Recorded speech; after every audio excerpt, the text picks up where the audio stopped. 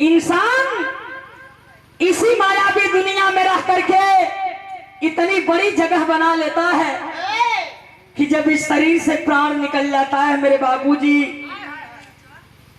तो उस समय परिवार के लोग दरवाजे पर जुट जाते हैं, जुट करके आंसू बहाते हैं। और उस वक्त कौन कहां खड़ा होता है और किसको कौन सी बात याद आती है, तो कहना है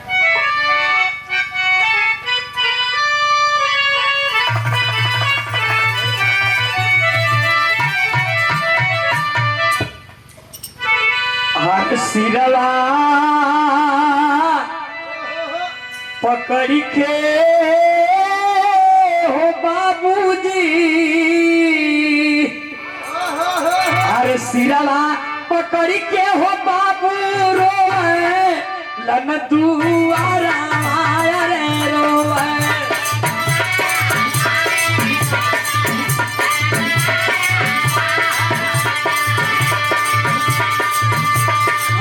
बबुआ टूटली हो कमरिया, ए बबुआ टूटली हो कमरिया, अब हमार नेला।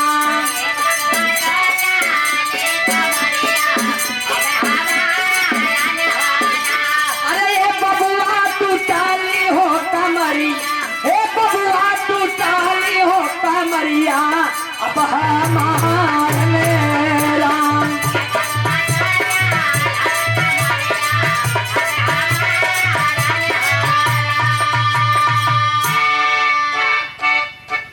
जौने बाप का जवान बेटा अगर शरीर छोड़ दे ले भैया, वो बाप के दिल पर का गुजरी। लेकिन माई जौन 9 महीना उद्र में ढोले बा, अपने लाल का पालन पोषण कैले बा, वो माई सोचत या हे बेटा हमरे बुढ़ौती के तो ही सहारा रहला लाल, अब हम के करे सहारे जियब बेटा, के करे सहारे जियब।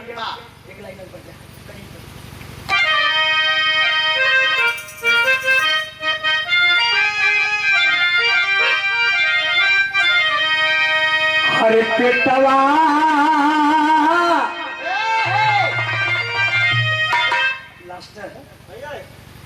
हरे पेटवा पकड़ के हो माई,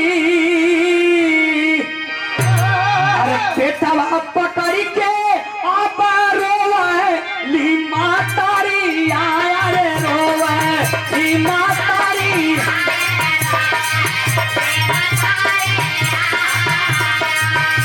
पेटवा पकड़ के होया रोवे ली मातारी, आया रे रोवे ली मातारी। अरे बाबू भारी हो जाला नदी, ए बबुआ भारी हो जाला नदी, या यमुना मेरा।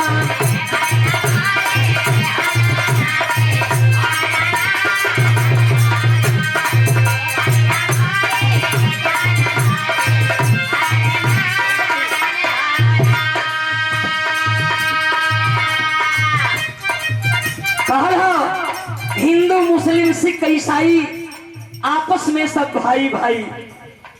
ये देखें इकरा कुड़वा के धरती से हमारे रवि पास्टर जी यीशु प्रभु के आप उपासक हैं, आपकी ओर से 101 रुपए का पुरस्कार और स्नेह भरा पुष्पहार आपकी ओर से रहा। चरणों में कोट कोट जय मसीह, आप सब इनके नमस्ते प्रणाम, जय समाजवाद। कहना बा छोटका भैया यह रोला ताकि भैया समर में जब दुश्मन ललकार मारी फुफकार मारी, तब भैया हमार बा के पुजाई, भैया के पुजाई यह कहता रोवता।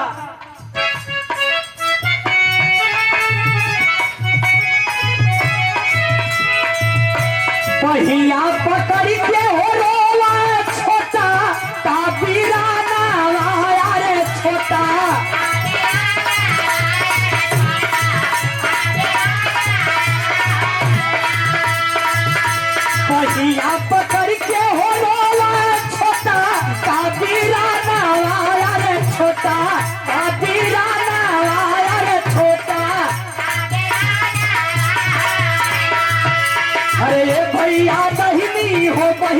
टूटल ए भैया दहिनी बहिया टूटल अब हमारन राम।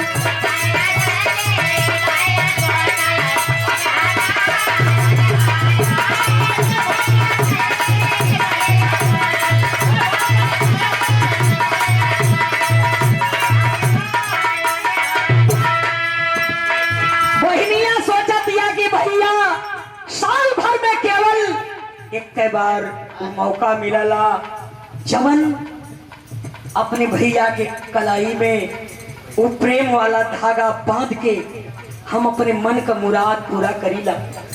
भैया वो हमार रास्ता बंद हो गई भैया, रोवतिया कहतिया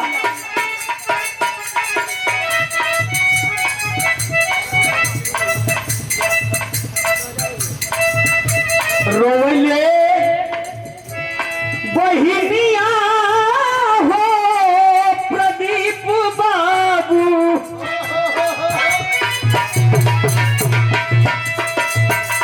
रोवले बहिनिया हो राखी वाला दीना राखी वाला दीना।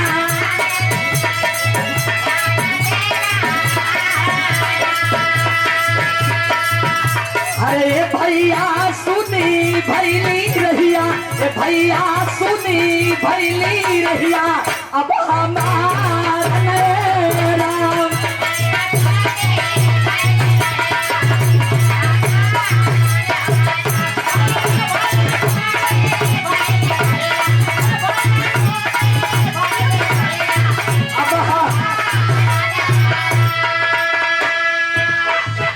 हाउ घर में जो दुल्हन जेकर बही उम्र बाकी हो सोचती है स्वामी एक बड़ी कांच उम्र में आप कर दिला, अब हमार जीवन केकरे सहारे बीती स्वामी केकरे सहारे बीती। यह कहती है रोत है दुल्हनिया का रोत है भैया।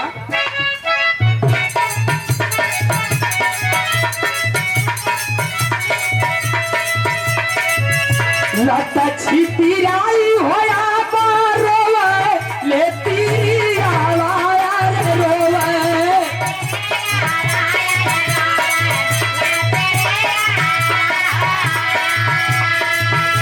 लता छिपिराई होया रोवे लेती आवाया रे रोवे लेती आवा। ए स्वामी मांगिया हो स्वामी मांगिया हो धोली अब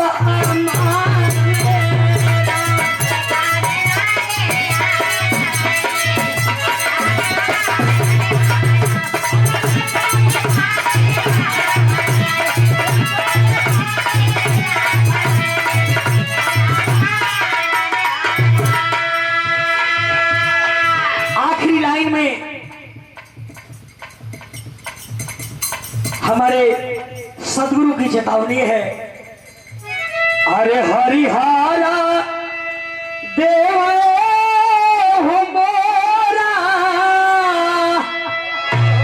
अरे हरिहरा देव हो मोरा है समाधान ले आ रही है।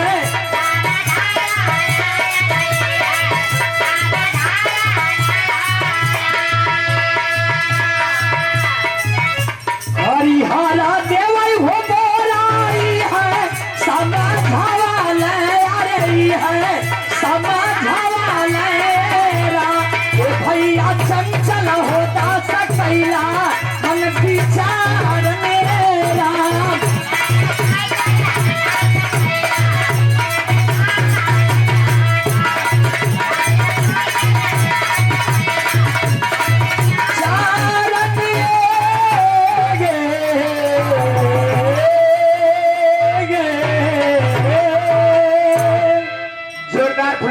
के लिए ताली से स्वागत कर दीजिए आप लोग। और बहुत ही अच्छा